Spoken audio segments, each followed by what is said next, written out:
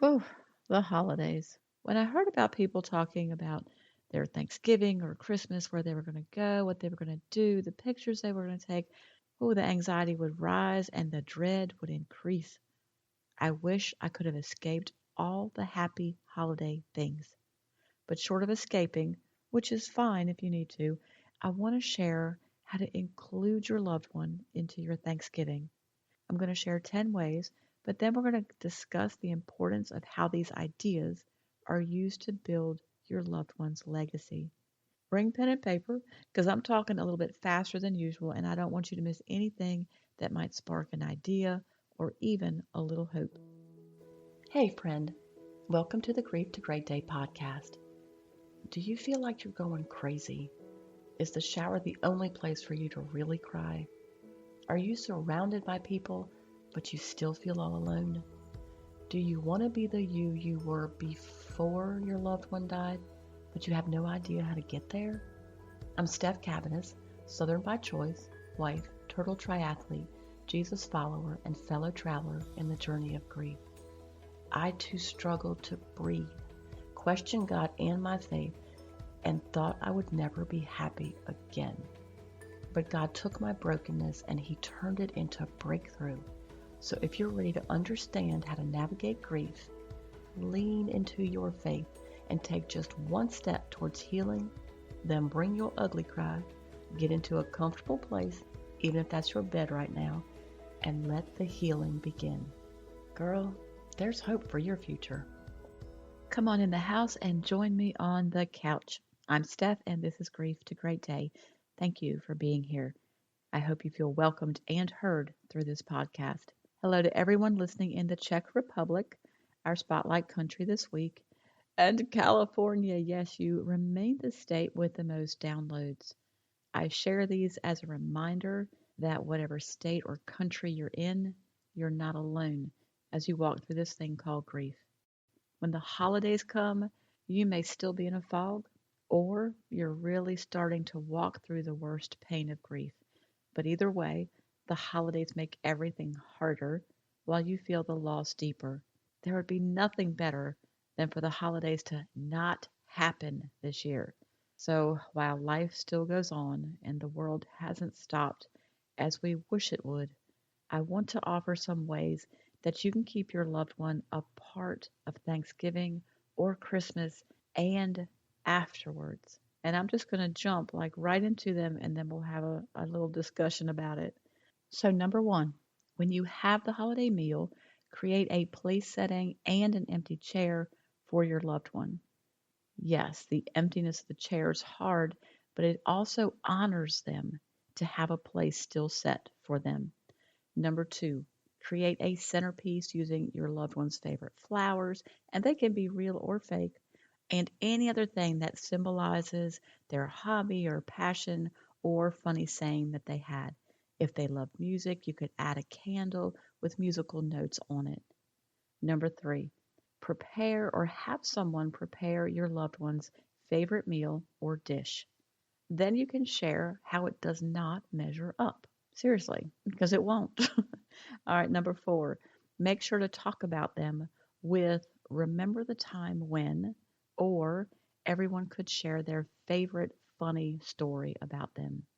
Number five, continue some of the traditions that your loved one created. They will not be the same, so be prepared.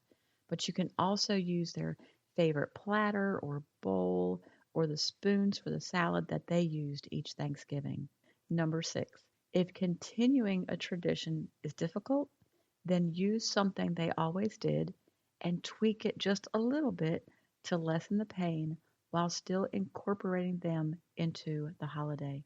Number seven, since it is Thanksgiving, you could all share one thing, at least, that you are thankful for that your loved one did or said or gave you. Number eight, visit the cemetery alone or with others and take something to the gravesite if there is one. Number nine, take their favorite Thanksgiving recipe, make it, of course, but then frame the recipe and hang it on the wall so that you're looking at it for years to come. Number 10, create a photo album of your favorite pictures with your loved one.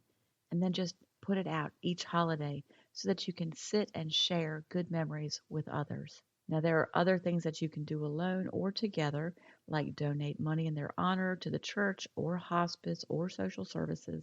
These ideas are not just for the day of Thanksgiving or for Christmas, they're to build traditions that your loved one will always be a part of. We have a 5K and a 10-mile race locally every December that was started by the widow of a young veteran. The race is named in his honor, and money is raised to help various charities. These ideas are meant to help you begin the conversations about your loved one and talking about them, sharing their stories, their values, and love. That's where legacy comes from. Your loved one lives on through you and through family and friends, and it will impact lives well after they are gone. My friend Trish and I talked about that earlier this week. She said how neat it was to see that Grief to Great Day was growing. Now, when I was going through my grief, I didn't see anything good, much less great, ever happening again. I know that sounds a little dramatic, but it's also true. It's how I felt more often than not. Trish knew I wanted to write the book, and she knew that I was going to have a ministry when I couldn't see it. So our conversation the other night went back to how Monica's faith wasn't in vain. Monica's faith planted seeds that took years to grow, but in essence, her life is still impacting others today. If you're listening right now, Monica's life is impacting you, and you had never even heard of her before. She had such a good heart, and she just wanted to love on people, and she wanted to share the hope that only God can give. She wanted to impact people nationwide with her singing and her testimony. That was her greatest goal, was to share it from the East Coast to the West Coast. And when she died, I thought that God had failed her in that way. But today, this podcast is heard nationwide, from coast to coast, and internationally. That is only God. The way Monica lived changed me for the better, but the way she died changed who I was forever. My life, my appreciation, and gratitude are only because of the hardest experience I've ever walked through. See, her legacy, it lives on through all her peeps and through me. God says you have a future and a hope, even if you can't see it right now. Please know that the legacy of your loved one, it lives on through you. So how will you honor that? I know today you might just be dreading the holidays, and that's all you got. That's okay. It's okay to not be okay. Today, at Thanksgiving, or even at Christmas, feel what you feel. And when people ask you how you feel, don't be pressured to put on that mask and say, oh, I'm fine, when you're not. The holidays are hard, so you don't have to be fine or okay if you're not. But if you're not, let me share the three things for you to remember, and they are your journey works, or the work of your journey for this week. Number one, remember that the way you feel now is not how you will feel forever. I can't give you the end date. I wish I could, but I promise you what you feel today will not be what you're feeling a year from now. Number two, you can hurt and still enjoy time with other loved ones. It is not disrespectful to feel the dual emotions. Number three, choose one way to honor your loved one on Thanksgiving, and don't forget to thank God for the time you had. I remind you of that because I needed reminding of that too. So, quick recap, the three things. It's okay not to be okay. Number two, you can hurt and find joy in the same strange moment. And number three, create a way to honor your loved one. And here are some other ways to help you move forward. Join the private Facebook group.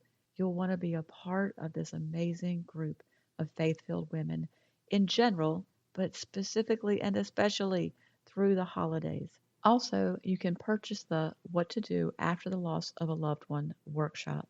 Even if you are deciding that you are boycotting some of the holidays, it'd be a really great time for you to dive into some of the work of your healing. It's broken into 4 sections, like a mini support program, to give you direction and action steps to take now. And always, if you don't have a church home, visit my church, opendoorchurch.com. Links to everything you need are in the show notes. In the meantime, never forget who holds your future. Jeremiah 29:11 all day long. Keep coming back to the house, keep sitting on the couch, and keep taking steps, however small or slow or ugly, towards your healing. Thank you for being here today, for showing up. If this podcast has given you hope, encouragement, or helped you in any way, share it with a friend, either in a text or on your social platforms. Also, please subscribe, rate, and leave a written review on iTunes. It's a huge blessing for me to know that you're out there. Lastly, and this is important, you are not alone. Connect with me on the Grief to Great Day website, the link is below, and sign up for our free newsletters. I want to be able to pray for you by name. Remember, grief isn't something you're going to get over, but a great day is something you can get to.